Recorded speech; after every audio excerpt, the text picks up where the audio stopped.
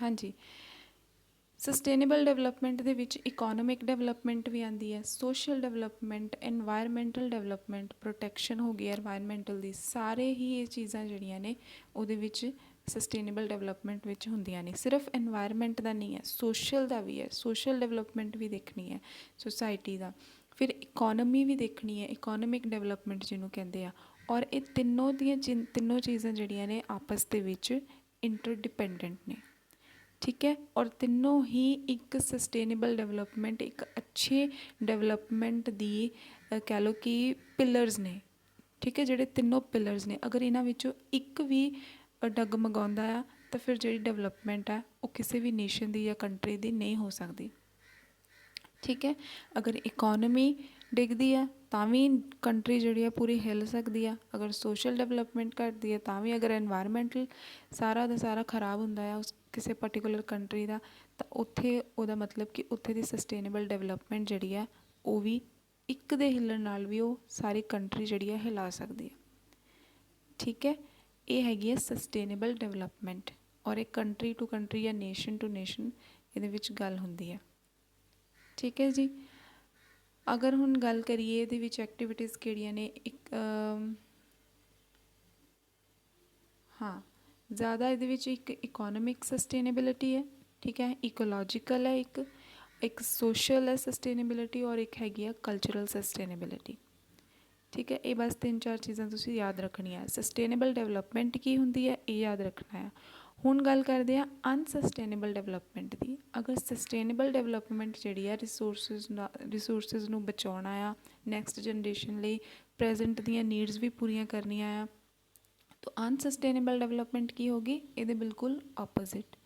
यानी कि unsustainable development होंदी है जो जी कि हुण फिलहाल चल रही है, रिसोर्सिस का ओवर यूज़ किया जा रहा है। ठीक है, चाहे वो लिमिटेड रिसोर्सिस हो चाहे अनलिमिटेड रिसोर्सिस हो, कोई भी हो, हर एक चीज़ का ओवर यूज़ हो रहा है। ठीक है, ह्यूमन बींग हर एक चीज़ में ओवर यूज़ कर रहा है। फिर उस तो बाद पॉल्यूशन इन्ना फैल रहा है।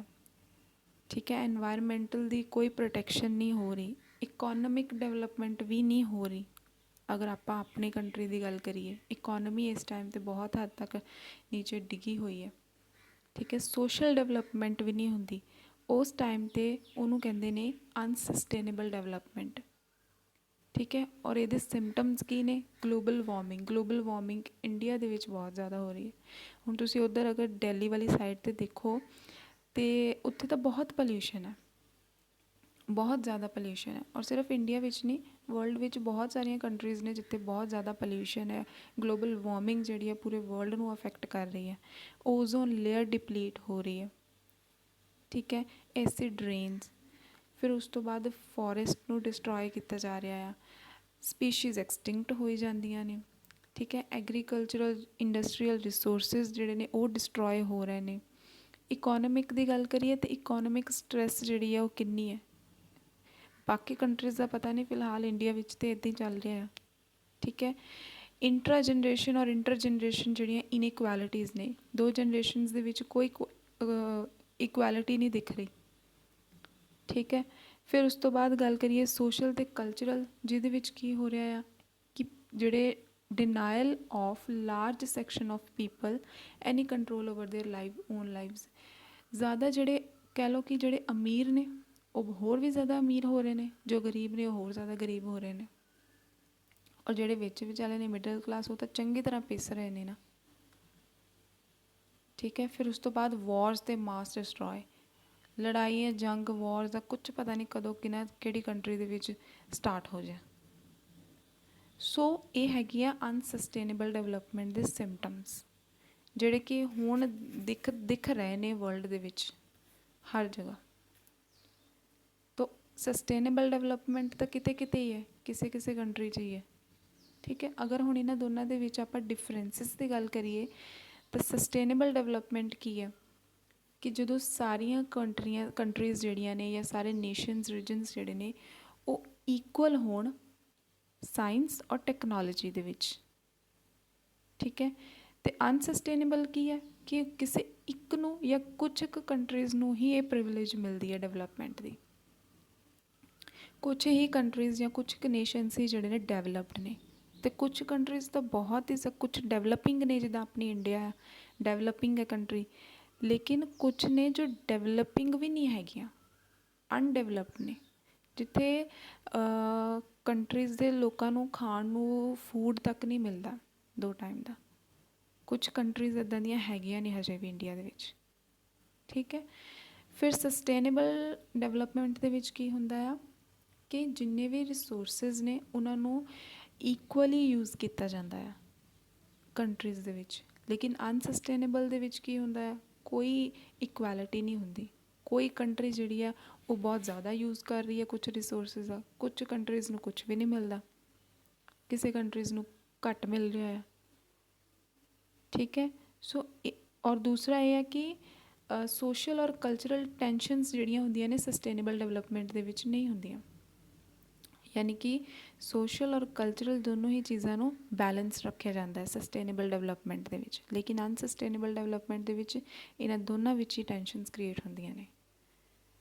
यानी कि सस्टेनेबल डेवलपमेंट होंदी है कि अच्छी डेवलपमेंट जिहदे विच सब नूं इक्वल रखा जाता है, सारिਆਂ ਦੇ ਵਿੱਚ इक्वैलिटी है, रिसोर्सिज हर एक कंट्री नूं प्रॉपर मिलते हैं, कोई इदां नहीं है कि कोई बहुत ज़्यादा यूज़ कर रहा, किसी नूं बहुत घट मिल रहे हैं। लेकिन अनसस्टेनेबल डेवलपमेंट ये तो टोटली ओपोजिट है, ठीक है जी। सो ये गल सी, 2 पॉइंट से अपने को, सस्टेनेबल डेवलपमेंट और दूसरा अनसस्टेनेबल डेवलपमेंट। हुण गल करते हैं आपां अपना नैक्सट टॉपिक जो है रीसैटलमेंट एंड रिहेबिलिटेशन ऑफ पीपल। रीसैटलमेंट और रिहेबिलिटेशन का मतलब की है? पहला तो ये, सब तो पहला ये है कि ये इशू की है, प्रॉब्लम की है। मैं तुहानूं पहला जो आप डैम्स किते सी, हाँ डैम्स की कंस्ट्रक्शनस वगैरह वो मैं तुहानूं सारा कुछ दस्सिया सी ना पहला, वाटर रिसोर्सिस दे विच कि डैम्स बन रहे ने, रोड्स बन रहे ने, कैनाल्स बन रही हैं, फिर रेलवे लाइनस बन रही ने, माइनिंग हो रही है, जिहदे करके की हुंदा आ कि जिहड़े उत्थे दे लोग ने, जिहड़े उत्थे रहिंदे ने, वो इस चीज़ नाल बहुत अफैक्ट होंदे ने, बहुत ज़्यादा। क्योंकि उन्होंने की हुंदा, जिथे उत्थे तो उन्होंने घर बने होंदे ने, ठीक है, उन्हों का होम, उन्होंने शेल्टर जो है वो की होंदे ने, डिस्ट्रॉय हो जाते हैं, डिसप्लेस होंदे ने, यानी कि उन्होंने एक जगह तो दूसरी जगह तो फिर जाना पैंदा है, ठीक है, जिहदे करके वो की करते, वो सफ़र करते हैं फ्रॉम साइकोलॉजिकल ट्रॉमा। मतलब अगर मान लो आप काफ़ी टाइम तो एक जगह पर रह रहे हैं, एग्जाम्पल लै लो, अपनी एग्जाम्पल लै लो, अगर आपां कोई अपने घर तो उठा के कहे कि नहीं हुण तुसीं इत्थों उठो तो दूसरी जगह पर जाके सैटल हो, is this possible for us? Possible तो होएगा, लेकिन कितना डिफिकल्ट होएगा, ठीक है। फिजिकली भी, मैंटली बंदा उस सिचुएशन के नाल किस हद तक सफ़र करता है कि उन्होंने उत्थे रहिंदिਆਂ ਨੂੰ इन्ना टाइम हो गया, बट हुण उत्थे उन्हां दा चंगा गुजारा हो रहा सी, लेकिन हुण अगर दूसरी जगह पर जाना, पहली गल तो उत्थे सैटल्ड होने लई टाइम लगता है, ठीक है। फिर उत्थे उन्होंने रोज़गार या इंपलॉयमेंट नहीं हैगी उन्हां लई उत्थे जिथे उन्होंने हुण सैटल होना पैना है। सो अल्टीमेटली ये सारिया चीज़ां जिहड़ियां ने उन्हां ट्राइबल्स नूं या नॉन ट्राइबल्स जिहड़े उत्थे पीपल ने उन्हां नूं सफ़र करनियां पैंदियां ने, ये डैम्स वगैरह जिहड़े बनाते हैं, ठीक है। समझ रहे हो कि ये विच की प्रॉब्लम है? हुण इहनूं आपां पूरा डिटेल दे विच पढ़ना है, ठीक है। हुण की हुंदे ने कि डैम्स जिहड़े बनते हैं उन्हां दे प्रोजैक्ट बनते हैं, ठीक है, प्रोजैक्ट मेजर प्रोजैक्ट दे विच मन्निया जांदा उन्हां नूं। डैम्स बनाना कोई सौखा तो है नहीं, राइट। ਜਦੋਂ डैम्स बनते हैं तो उन्होंने लोगों को उत्थों हटाया जाता है, तो हटाया जाता है तो नाल दी नाल उन्होंने कंपनसेशन मिलती है। कंपनसेशन मतलब मुआवजा, सरकार उन्होंने मुआवजा दे दिंदी है कि तुसीं इत्थे इत्थों किसी होर जगह पर सैटल हो जाओ तो मुआवजा तुहानूं मिल जाएगा। पर हुण ये है कि कंपनसेशन कुछ लोगों तक पहुँचती है, कुछ तक पहुँचती नहीं। रुको तुहानूं मैं पिक्चर्स दिखानी आ, वेट।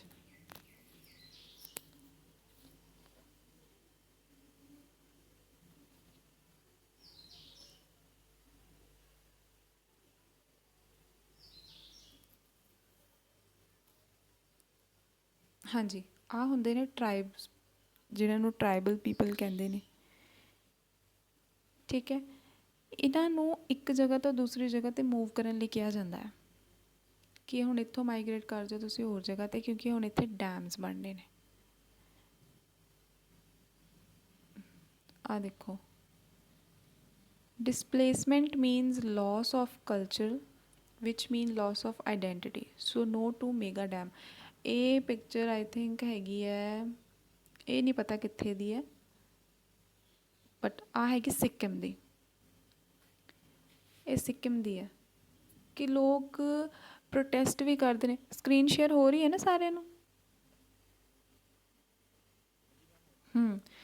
ਸੋ ਲੋਕ ਪ੍ਰੋਟੈਸਟ ਵੀ ਕਰਦੇ ਨੇ ਕਿ ਡੈਮਜ਼ ਨਾ ਬਣਾਓ, ਕਿ ਡੈਮਜ਼ ਦੇ ਨਾਲ ਸਾਡੀ ਲਾਈਫ ਜਿਹੜੀ ਆ ਪੂਰੀ ਤਰ੍ਹਾਂ ਸ਼ਟਰ ਹੋ ਜਾਂਦੀ ਆ, ਉਹਨਾਂ ਨੂੰ ਦੂਸਰੀ ਜਗ੍ਹਾ 'ਤੇ ਸੈਟਲ ਹੋਣਾ ਪੈਂਦਾ ਆ। ਅਤੇ ਉਹਨਾਂ ਲਈ ਇਹ ਚੀਜ਼ਾਂ ਬਹੁਤ ਮੁਸ਼ਕਿਲ ਨੇ ਕਿ ਇੰਨੇ ਟਾਈਮ ਤੋਂ ਤੁਸੀਂ ਆਪਣਾ ਘਰ ਸਾਰਾ ਸੈੱਟ ਕਰ ਰਹੇ ਹੋ ਔਰ ਫਿਰ ਇੱਕਦਮ ਤੁਹਾਨੂੰ ਉਠਾ ਕੇ ਦੂਸਰੀ ਜਗ੍ਹਾ ਭੇਜਦੇ ਨੇ। ਨੋ ਡਾਊਟ ਕਿ ਜਿੱਥੇ ਉਹ ਰਹਿ ਰਹੇ ਹੁੰਦੇ ਨੇ ਉਹ ਲੀਗਲ ਨਹੀਂ ਹੁੰਦਾ, ਲੀਗਲੀ ਨਹੀਂ ਰਹਿ ਰਹੇ ਹੁੰਦੇ। ਉਹ ਲੈਂਡ ਜੋ ਜਿੱਥੇ ਉਹ ਰਹਿ ਰਹੇ ਹੁੰਦੇ ਉਹਨਾਂ ਦੇ ਮਤਲਬ ਉਹਨਾਂ ਲਈ ਲੀਗਲੀ ਉਹਨਾਂ ਨੇ ਆਪਣੇ ਨਾਮ ਨਹੀਂ ਹੁੰਦੀ ਉਹਨਾਂ ਦੀ, ਲੇਕਿਨ ਉਹ ਇੰਨੇ ਟਾਈਮ ਤੋਂ ਰਹਿ ਰਹੇ ਹੁੰਦੇ ਨੇ ਅਤੇ ਫਿਰ ਇੱਕਦਮ ਉਹਨਾਂ ਨੂੰ ਉਠਾਇਆ ਜਾਂਦਾ ਆ। ਇਹ ਤਾਂ ਫਿਰ ਮੁਸ਼ਕਿਲ ਹੀ ਹੈ ਨਾ ਉਹਨਾਂ ਲਈ। ਫਿਰ ਉਸ ਤੋਂ ਬਾਅਦ ਉਹ ਜਾਣ ਕਿੱਥੇ, ਰਾਈਟ। ਹੁਣ ਇਹਦੇ ਵਿੱਚ ਇਹ ਆ ਕਿ ਡਿਸਪਲੇਸਮੈਂਟ ਅਗਰ ਹੁੰਦੀ ਹੈ ਤਾਂ ਉਹਦੇ ਇਫੈਕਟਸ ਕੀ ਨੇ। ਪਹਿਲਾਂ ਮੈਂ ਤੁਹਾਨੂੰ ਉਸ ਤੋਂ ਪਹਿਲਾਂ ਤੁਹਾਨੂੰ ਐਗਜ਼ਾਮਪਲ ਦਊਂਗੀ। ਗੁਜਰਾਤ ਦੇ ਵਿੱਚ ਆਈ ਥਿੰਕ ਕੋਈ ਡੈਮ ਬਣਿਆ ਸੀ, ਗੁਜਰਾਤ ਦੇ ਵਿੱਚ। I don't remember the name of that dam. I think Sardar Sarovar project ਸੀਗਾ, ਪਤਾ ਨਹੀਂ ਕੁਛ ਹੋਰ ਸੀ, ਆਈ ਥਿੰਕ ਇਹੀ ਸੀ। ਤੋ ਗੁਜਰਾਤ ਦੇ ਵਿੱਚ ਇਹ ਬਣਿਆ ਸੀ ਡੈਮ। ਉਹਦੇ ਨਾਲ ਕੀ ਹੋਇਆ ਸੀ ਕਿ ਬਹੁਤ ਸਾਰੇ ਲੋਕਾਂ ਨੂੰ ਉਹਨਾਂ ਦੀ ਉੱਥੋਂ ਜਗ੍ਹਾ ਤੋਂ ਹਟਾ ਦਿੱਤਾ ਗਿਆ। ਠੀਕ ਹੈ, ਅਤੇ ਉਹ ਇਸ ਹੱਦ ਤੱਕ ਉਹ ਮਤਲਬ ਅਫੈਕਟ ਹੋਈ ਉਹਨਾਂ ਦੀ ਲਾਈਫ ਕਿ ਕੁਛ ਤਾਂ ਮਤਲਬ ਬਹੁਤ ਹੀ ਜ਼ਿਆਦਾ ਡਿਪਰੈਸਡ ਰਹੇ, ਮੈਂਟਲ ਟਰੋਮਾ ਦੇ ਨਾਲ ਸਫ਼ਰ ਕਰਨਾ ਪਿਆ ਉਹਨਾਂ ਨੂੰ। ਫਿਰ ਦੂਸਰਾ ਇਹ ਹੈ ਕਿ ਇਸ ਚੀਜ਼ ਦਾ ਫਾਇਦਾ ਕਿਹਨੂੰ ਹੋਇਆ ਡੈਮਸ ਬਣਨ ਦਾ। ਡੈਮਸ ਬਣਾਉਣ ਦਾ ਫਾਇਦਾ ਹੋਇਆ ਜਿਹੜੇ ਰਿਚ ਔਰ ਵੈਲਦੀਅਰ ਫਾਰਮਰਸ ਸੀਗੇ, ਉਹਨਾਂ ਦੇ ਫਾਰਮਸ ਨੂੰ ਡਾਇਰੈਕਟ ਇਰੀਗੇਸ਼ਨ ਯਾਨੀ ਕਿ ਸਿੰਚਾਈ ਜਿਹੜੀ ਡਾਇਰੈਕਟ ਹੋਣ ਲੱਗ ਗਈ ਉਹਨਾਂ ਦੇ ਫਾਰਮਸ ਨੂੰ। ਹੁਣ ਇਹਦੇ ਨਾਲ ਕੀ ਹੈ, ਫਿਰ ਜਿਹੜੇ ਇੰਡਸਟਰੀਅਲਸ ਨੇ ਉਹਨਾਂ ਨੂੰ ਕੀ ਹੋਇਆ, ਉਹਨਾਂ ਨੂੰ ਵੀ ਫਾਇਦਾ ਹੋਇਆ ਡੈਮਸ ਬਣਨ ਦਾ ਕਿ ਉਹਨਾਂ ਨੂੰ ਇਲੈਕਟ੍ਰੀਸਿਟੀ ਮਿਲੀ। ਹੁਣ ਇੱਥੋਂ ਇਹ ਹੈ ਕਿ ਜੋ ਰਿਚ ਪੀਪਲ ਨੇ ਉਹਨਾਂ ਨੂੰ ਤੁਸੀਂ ਫਾਇਦਾ ਦਿਵਾਉਣ ਲਈ, ਠੀਕ ਹੈ, ਜੋ ਪੂਅਰ ਨੇ ਉਹਨਾਂ ਨੂੰ ਅਫੈਕਟ ਕਰ ਰਹੇ ਹੋ ਇਸ ਚੀਜ਼ ਦੇ ਨਾਲ। ਉਹਨਾਂ ਨੂੰ ਪੈਸਾ ਥੋੜ੍ਹੀ ਚਾਹੀਦਾ, ਉਹਨਾਂ ਨੇ ਤਾਂ ਸਿਰਫ ਉੱਥੇ ਰਹਿਣਾ ਆ। ਸੋ ਇਹੀ ਹੈ ਕਿ ਜੋ ਪੂਅਰ ਹੈ ਉਹ ਹੋਰ ਵੀ ਪੂਅਰ ਹੋ ਰਿਹਾ ਆ, ਉਹਨੂੰ ਹੋਰ ਵੀ ਜ਼ਿਆਦਾ ਇੱਦਾਂ ਸਫ਼ਰ ਕਰਨਾ ਪੈ ਰਿਹਾ। ਅਤੇ ਜਿਹੜੇ ਵੈਲਦੀਅਰ ਨੇ, ਜਿਹੜੇ ਰਿਚ ਨੇ, ਉਹ ਹੋਰ ਜ਼ਿਆਦਾ ਰਿਚ ਹੋ ਰਹੇ ਨੇ, ਉਹਨਾਂ ਨੂੰ ਫਾਇਦਾ ਦਿਵਾਇਆ ਜਾ ਰਿਹਾ ਹੈ। ਠੀਕ ਹੈ, ਅਤੇ ਇਹਨਾਂ ਨੂੰ ਇਹ ਜਿਹੜੇ ਪੂਅਰ ਪੀਪਲ ਨੇ ਇਹਨਾਂ ਨੂੰ ਸਫ਼ਰ ਕਰਨਾ ਪੈਂਦਾ ਇਹ ਸਾਰੀਆਂ ਚੀਜ਼ਾਂ ਨਾਲ। ਅੱਛਾ, ਹੁਣ ਇਫੈਕਟਸ ਕਿਹੜੇ ਕਹਿ ਰਹੇ ਨੇ ਕਿ ਡਿਸਪਲੇਸਮੈਂਟ ਦੇ ਇਫੈਕਟਸ ਕੀ ਨੇ। ਡਿਸਪਲੇਸਮੈਂਟ ਦੇ ਇਫੈਕਟਸ ਇਹ ਨੇ, ਸਭ ਤੋਂ ਪਹਿਲਾਂ ਤਾਂ ਇਹ ਕਿ ਅਗਰ ਉਹ ਪੂਅਰ ਪੀਪਲ ਨੇ, ਠੀਕ ਹੈ, ਉਹ ਪੂਅਰ ਪੀਪਲ ਨੇ, ਹੁਣ ਉਹ ਅਗਰ ਇੱਕ ਜਗ੍ਹਾ ਤੋਂ ਦੂਸਰੀ ਜਗ੍ਹਾ 'ਤੇ ਡਿਸਪਲੇਸ ਕਰਦੇ ਨੇ, ਇਲਿਟਰੇਟ ਹੁੰਦੇ ਨੇ, ਇਹਨਾਂ ਨੂੰ ਦੇਖ ਲਓ, ਇਲਿਟਰੇਟ ਪੀਪਲ ਨੇ, ਪੜ੍ਹੇ ਲਿਖੇ ਹੈ ਨਹੀਂ, ਠੀਕ ਹੈ, ਕੋਈ ਸਕਿੱਲ ਨਹੀਂ ਹੁੰਦੀ ਇਹਨਾਂ ਕੋਲ। ਅਗਰ ਦੂਸਰੀ ਜਗ੍ਹਾ 'ਤੇ ਜਾ ਕੇ ਸੈਟਲ ਹੁੰਦੇ ਵੀ ਨੇ ਤਾਂ ਉੱਥੇ ਜਾ ਕੇ ਕਿੱਦਾਂ ਸੈਟਲ ਹੋਣ, ਉਹ ਕਿੱਦਾਂ ਉਹ ਕੋਈ ਕੰਮ ਕਰਨ। ਜਿਹੜਾ ਕੰਮ ਉਹਨਾਂ ਦੇ ਜਿਹੜੇ ਕੰਮ 'ਚ ਉਹ ਮਾਹਿਰ ਹੁੰਦੇ ਨੇ ਉਹ ਉੱਥੇ ਕਰ ਰਹੇ ਹੁੰਦੇ ਨੇ, ਲੇਕਿਨ ਦੂਸਰੀ ਜਗ੍ਹਾ 'ਤੇ ਉਹ ਕੰਮ ਨਹੀਂ ਹੁੰਦਾ। ਫਿਰ ਉਹ ਪੜ੍ਹੇ ਲਿਖੇ ਵੀ ਨਹੀਂ ਹੁੰਦੇ, ਕੋਈ ਸਕਿੱਲ ਵੀ ਨਹੀਂ ਹੁੰਦੀ ਉਹਨਾਂ ਤੋਂ ਕਿ ਜਿਹੜਾ ਉਹ ਦੂਸਰੀ ਜਗ੍ਹਾ 'ਤੇ ਜਾ ਕੇ ਸੈਟਲ ਹੋ ਸਕਣ। ਠੀਕ ਹੈ, ਫਿਰ ਦੂਸਰੀ ਗੱਲ ਕਿ ਦੂਸਰੀ ਪਲੇਸ 'ਤੇ ਜਾ ਕੇ ਅਗਰ ਉਹ ਸੈਟਲ ਹੁੰਦੇ ਨੇ ਤਾਂ ਉੱਥੇ ਮਿਸਫਿਟ ਹੁੰਦੇ ਨੇ, ਮਤਲਬ ਫਿੱਟ ਹੀ ਨਹੀਂ ਹੋ ਪਾਉਂਦੇ ਉਹ। ਔਰ ਅਗਰ ਫਿੱਟ ਹੁੰਦੇ ਨੇ ਤਾਂ ਉਹਨਾਂ ਨੂੰ ਬਹੁਤ ਟਾਈਮ ਲੱਗ ਜਾਂਦਾ ਹੈ, ਬਹੁਤ ਸਾਲ ਲੱਗ ਜਾਂਦੇ ਨੇ। ਠੀਕ ਹੈ, ਫਿਰ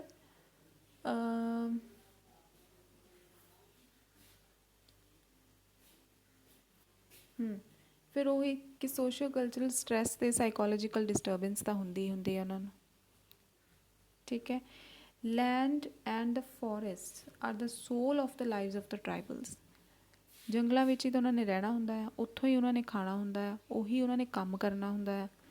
even after their well resettlement they feel alienated, tormented and destituted।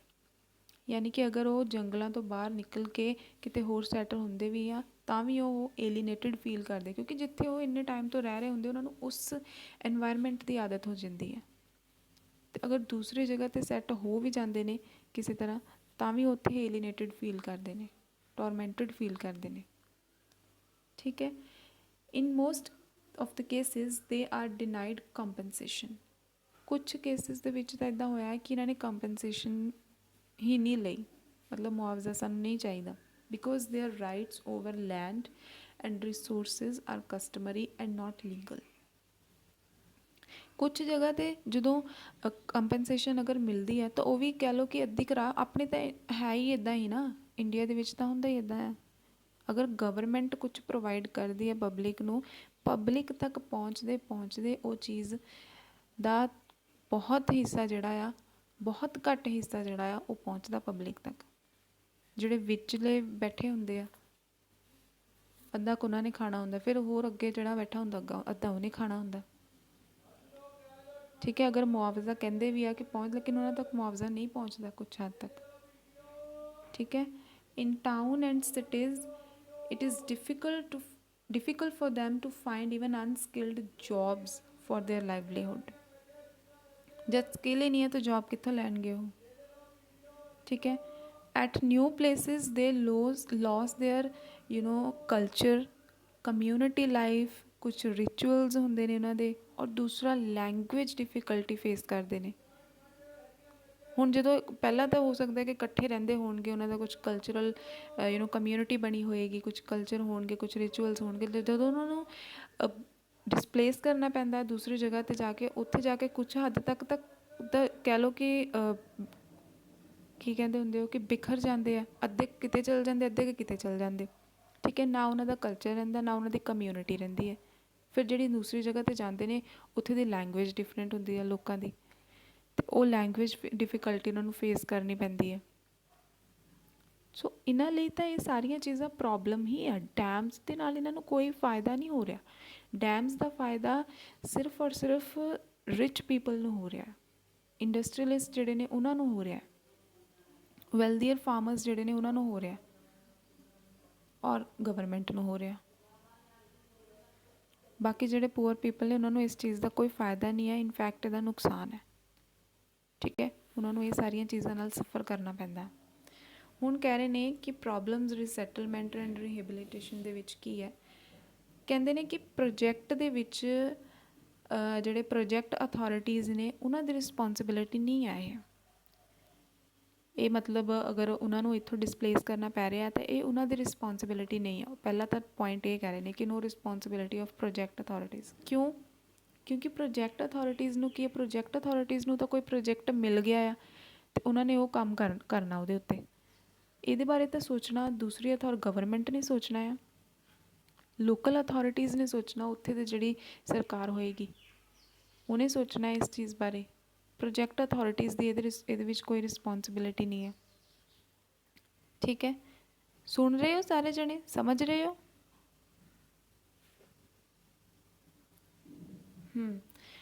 ਦੂਸਰਾ ਉਹ ਕਹਿ ਰਹੇ ਨੇ ਕਿ lack of administrative interest. Local authorities find it difficult to cope with such problems as they lack skills and resources. Local authorities ਕੋਲ ਵੀ ਇਹਦੇ ਨਾਲ ਕੋਪ ਅਪ ਕਰਨ ਦਾ, ਇਸ ਚੀਜ਼ ਨਾਲ ਪ੍ਰੋਬਲਮ ਦੇ ਨਾਲ ਸੋਲਿਊਸ਼ਨ ਲਈ ਕੱਢਣ ਦਾ ਵੀ ਉਹਨਾਂ ਨੂੰ ਡਿਫਿਕਲਟੀ ਫਾਈਂਡ ਕਰਦੇ ਆ। ਕਿਉਂ? ਕਿਉਂਕਿ ਉਹਨਾਂ ਕੋਲ ਵੀ ਸਕਿੱਲਸ ਨਹੀਂ ਹੁੰਦੀ, ਰਿਸੋਰਸਿਸ ਨਹੀਂ ਹੁੰਦੇ ਲੋਕਲ ਅਥਾਰਟੀਜ਼ ਕੋਲ ਵੀ। ਦੇ ਫਿਨਿਸ਼ ਦਾ ਮੈਟਰ ਬਾਈ ਪੇਇੰਗ ਨੋਮੀਨਲ ਕੰਪਨਸੇਸ਼ਨ।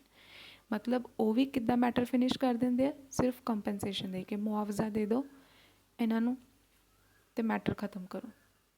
ਔਰ ਇਹ ਮੈਟਰ ਖ਼ਤਮ ਨਹੀਂ ਹੁੰਦਾ, ਇਹ ਮੈਟਰ ਕੰਪਲੀਕੇਟ ਹੋ ਜਾਂਦਾ ਜਦੋਂ ਉਹ ਪ੍ਰੋਟੈਸਟ ਕਰਨਾ ਸਟਾਰਟ ਕਰਨ। ਫਿਰ ਜੇ ਉਹ ਪ੍ਰੋਟੈਸਟ ਕਰਨ ਲੱਗ ਜਾਣ। ਠੀਕ ਹੈ। ਫਿਰ ਉਸ ਤੋਂ ਬਾਅਦ ਹੈ ਫਾਈਨੈਂਸ਼ੀਅਲ ਪ੍ਰੋਬਲਮਸ।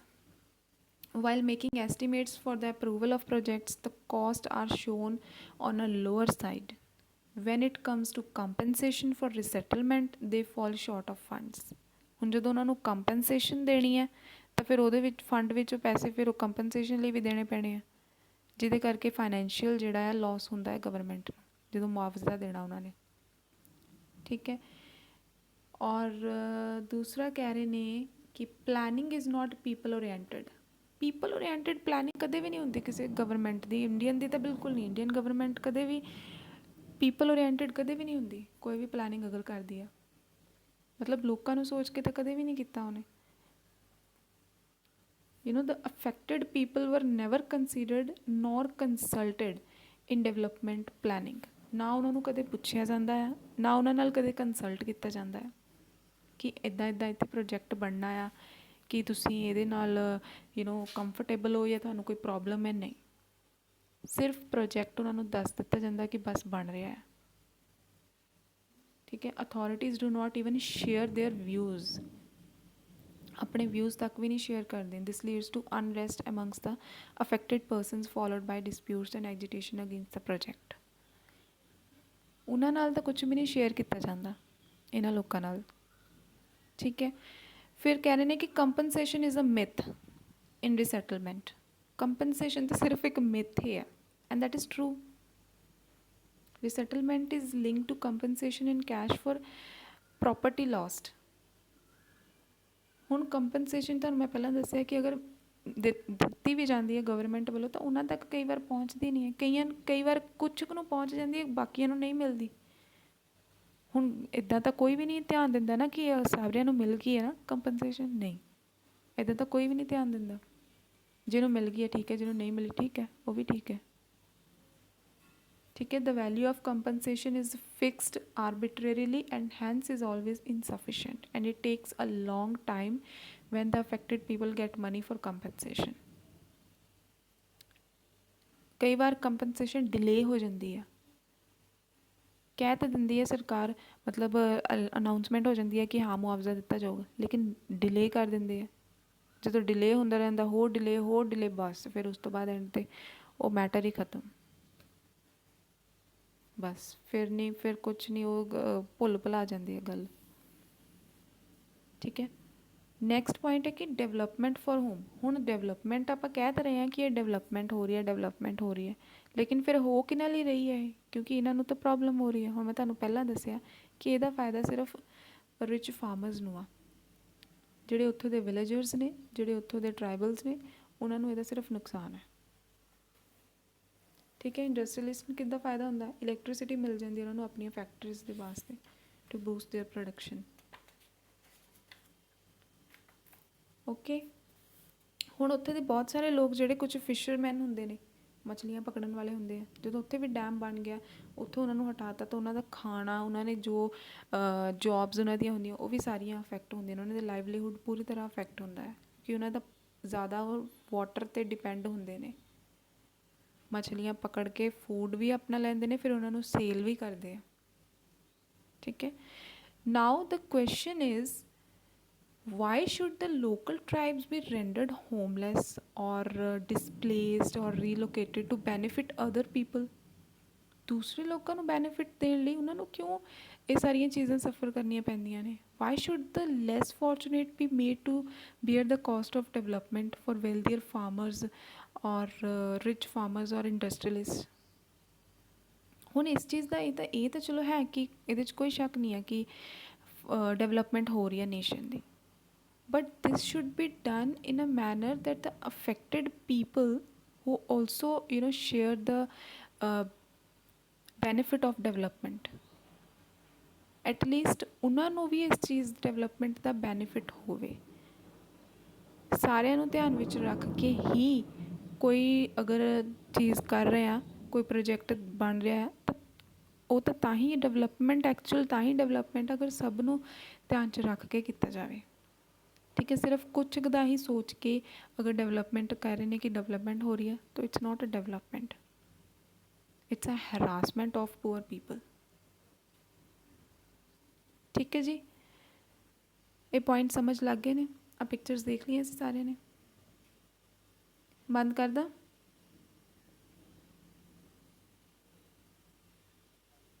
ठीक है,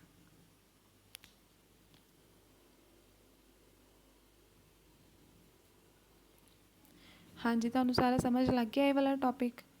ਇਹ ਬਹੁਤ ਇੰਪੋਰਟੈਂਟ ਹੈ, ਰੀਸੈਟਲਮੈਂਟ ਐਂਡ ਰਿਹੈਬਿਲਿਟੇਸ਼ਨ ਆਫ ਪੀਪਲ, ਇਹਦੇ ਪ੍ਰੋਬਲਮਸ ਔਰ ਇਹਦੇ ਕੰਸਰਨਸ। ਆਈ ਹੋਪ ਤੁਹਾਨੂੰ ਸਮਝ ਲੱਗ ਗਿਆ ਹੋਵੇਗਾ। ਕੁਛ ਡਾਊਟ, ਕੁਛ ਪ੍ਰੋਬਲਮ, ਕੁਛ ਰਹਿ ਗਿਆ ਹੋਵੇ।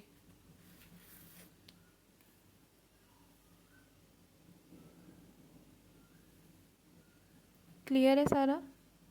सारा समझ लग गया है कॉन्सेप्ट?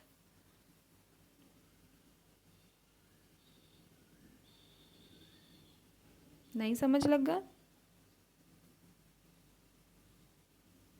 यस और नो? नथिंग?